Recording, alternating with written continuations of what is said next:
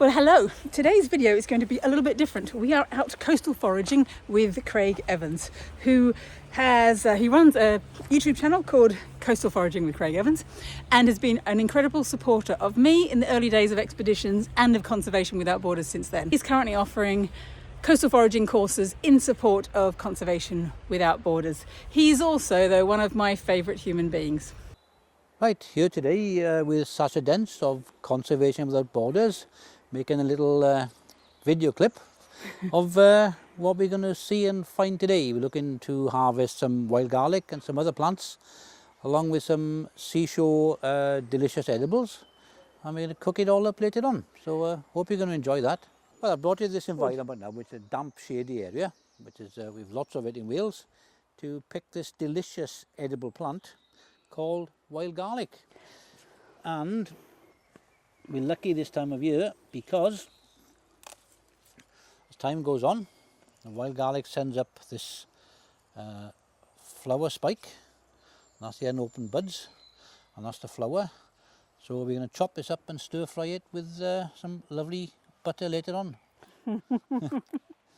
And you find that it tastes... Oh my gosh, that is much sweeter than I thought. Yeah, sweet and crunchy, a bit like a very mild spring onion. I've eaten the leaves, but the stalk is not many delicious. people have. It's much better than the leaf. Yeah. This is Craig's coastal foraging version of a Easter bunch of flowers, but way more useful. Okay.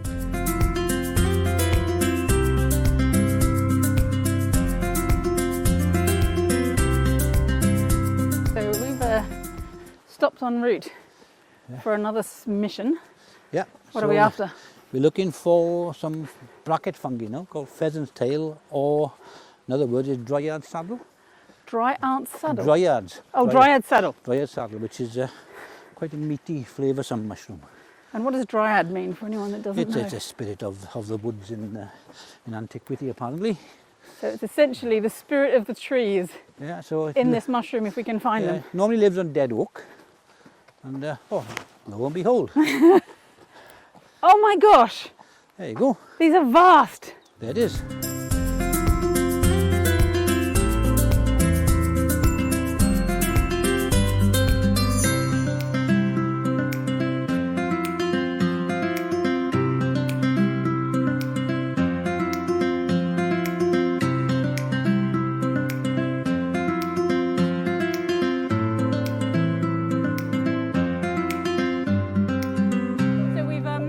Down to the shore. It's a really high tide, so you can't even see rock pools, and this is at low tide. Yep. But you said it's so high that actually basically we're not going to get any shellfish. We're not going to get any shellfish. The tide needs to be about another 3/4 of a metre at least below what it is today. But this is just normal cycles of tides. Normal cycle of the tide. We knew it was going to be challenging. However, instead of that, we are gathering. Yeah, we've got some of this seaweed now, which is the lava, or porphyra and bullicalis. This is what in Wales we normally eat, fried with cockles and bacon, or something mixed with oatmeal and little patties. But most people would have eaten it wrapped around sushi. Yeah, they would have.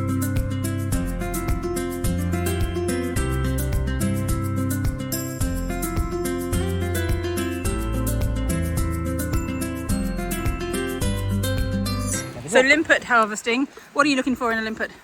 Well, big size? Small? No, not really. Average size. That's quite a big one. So what we do, the main thing with limpets, they stuck to the rocks like a limpet. So you have to shock them. Funny that. Shock them. Okay. So, like that. See? Now, if you just did that, they'd clamp down. They'd go really hard then. So what we're going to do is get a dozen of those now, and I'll show you how to eat them and prepare them. So, limpets now, which we've harvested, we've knocked it off the rock. And limpets have the hardest known substance in nature in the tooth, just in there. Mm-hmm. It's an iron compound called goethite. So what limpets do, they go around grazing algae, and they always return to the same spot every time. The other thing you mentioned, Craig, was with the limpets, as with pretty much anything, you don't take too many, but you gave a really good kind of reason and example, recent example of why. A really good reason is that once you take something or one species out of the environment, something else will take over. Now the Sea Empress oil spill, where we had almost 70,000 tonnes of oil spilled by the Sea Empress oil tanker in Milford Haven. I think it's about 30 years ago now. How far away from here? It's about 25 miles. Okay. So what's happened is that the oil killed most of the sea life on the entrance of Milford Haven. So then, because nothing was keeping things like seaweeds in check, the following couple of years, the whole area had a luxurious growth of seaweed, far too much. So it just goes to show, you remove something, something else to take over. Everything returned in a perfect balance now, but that's a great example of not over-harvesting from one spot. Yeah. So what we do with wild garlic or cockles or clams or limpets, you thin the area out, not taking too much from one area. Really important. Do you know what, Craig? What I most love, I think, about coastal foraging with you is the passion. Can I ask where it came from? I think it's in the blood.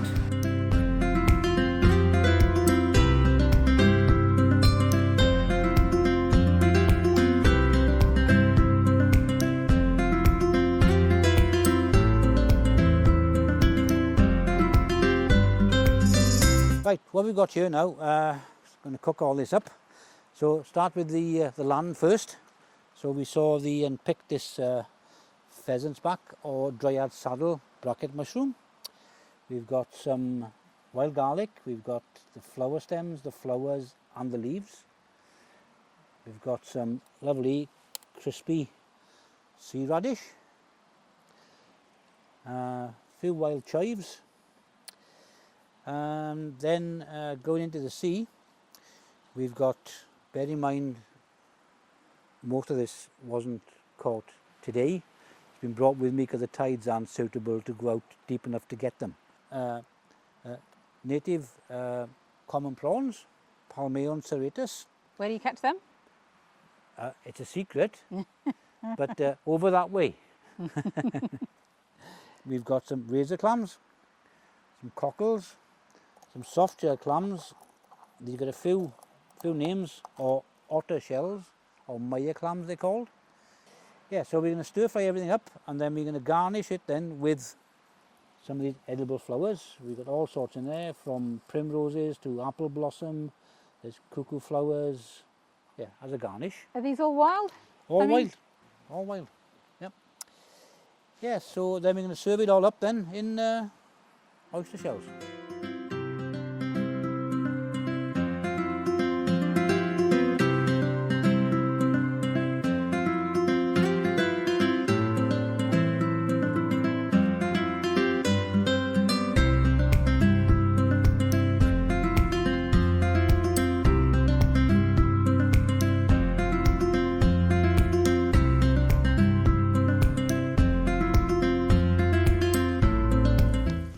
Flowers definitely add all kinds of subtle flavours and spices. Okay. Right.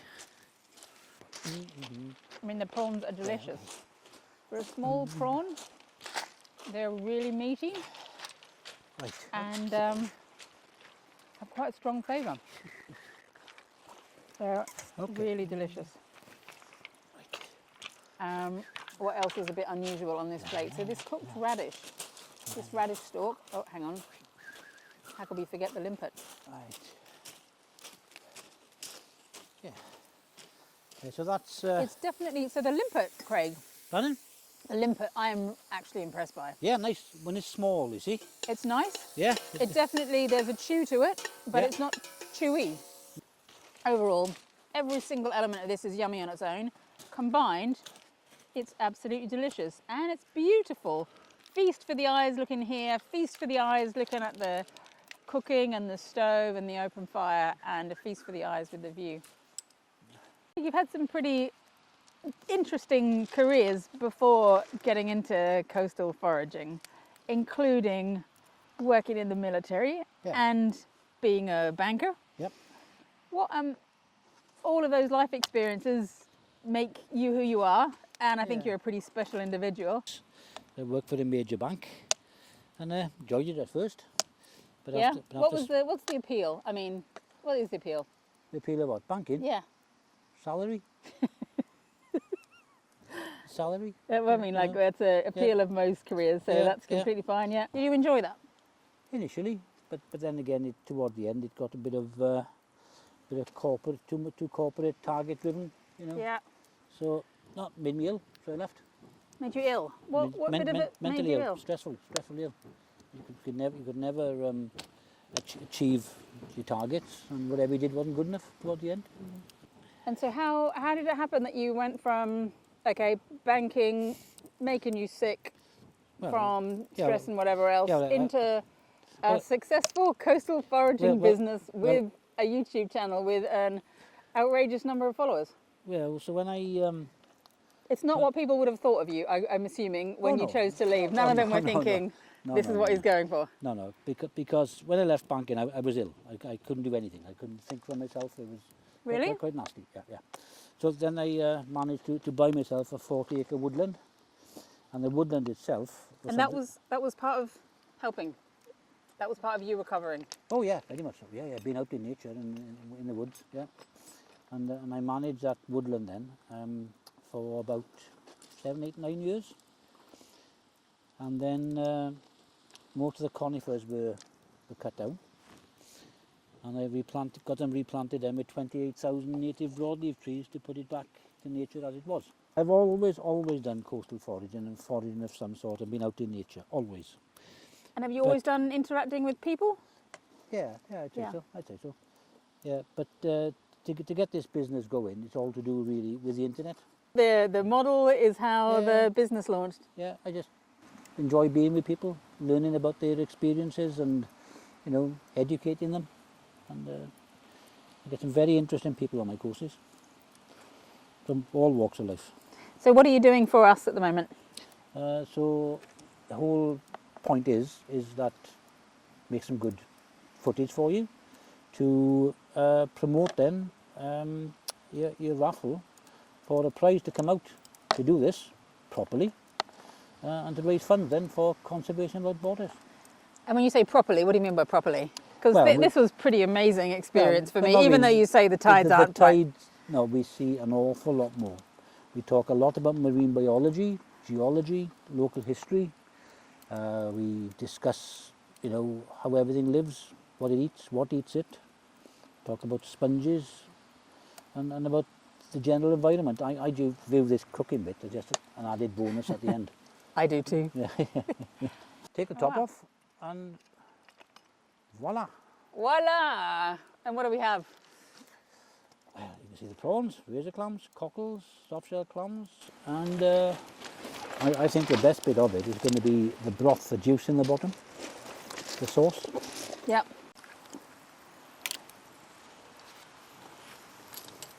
Wow.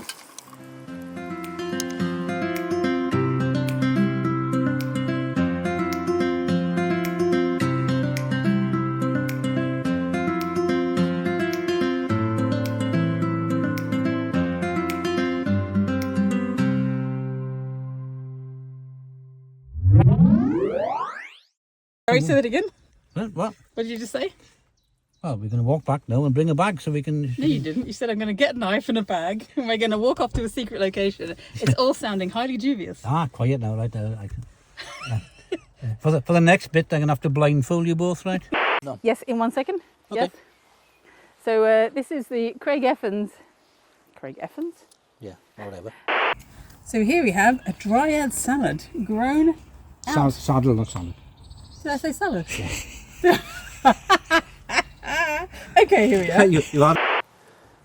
Yeah, so the thing is with this now, called Lords and Ladies, because the flower of it, or cuckoo pint, the flower of it, the outside of the flower, looks like a female form. Okay. And the inside looks like a male form. So that rather grand sounding name is because of its resemblance to genitalia. Yes. Everything else is out of the way, but what I have noticed is a few... What I have noticed is that you have to constantly throw the rock. Oh, yes. Just leave me keep Cloud quiet a second.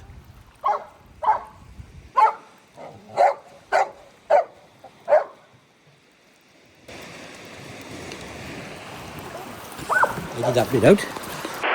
You carry on. What are you doing? Paul has fallen off a rock. What? Sliding off. So I've just taken over the camera. Should have Okay. picked a better rock. We had an incredible day out with Craig. His enthusiasm, knowledge, and excitement about being out on the coast is infectious. If you would like to win some places on a course with Craig, then you can at the moment through the Conservation Without Borders raffle. You'll find the link in the description below. You can also get involved with Conservation Without Borders in other ways, just as Craig has, becoming a patron.